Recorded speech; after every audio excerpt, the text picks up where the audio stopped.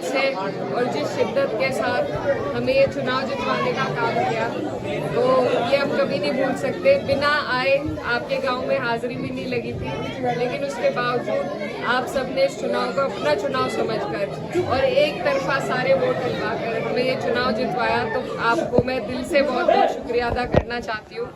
ये चुनाव कितना ज़रूरी था और कितनी ताकत एक एक सीट के बढ़ने से हमें संसद में मिली है, आपको भी उसका अंदाज़ा अब हो रहा होगा।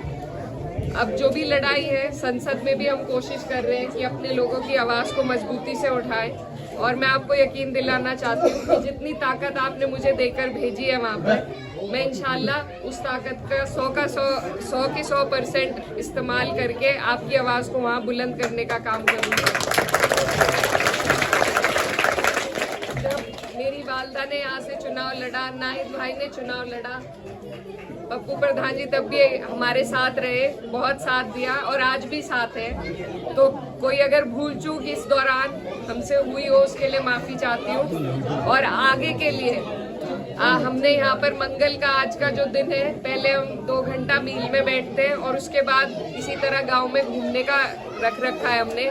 इसी तरह पीर का दिन गंगों के लिए, मंगल का नकुड़ के लिए है, और 5 दिन हमने 5 विधानसभा में बांट रखे हैं।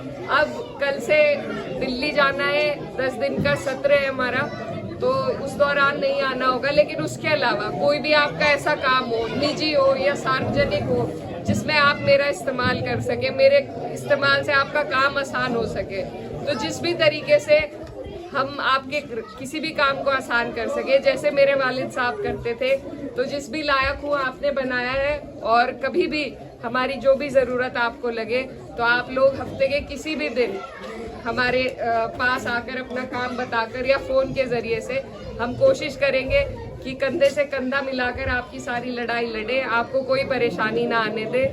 और ये भी कहना चाहती हूँ कि आने वाला वक्त 27 का है।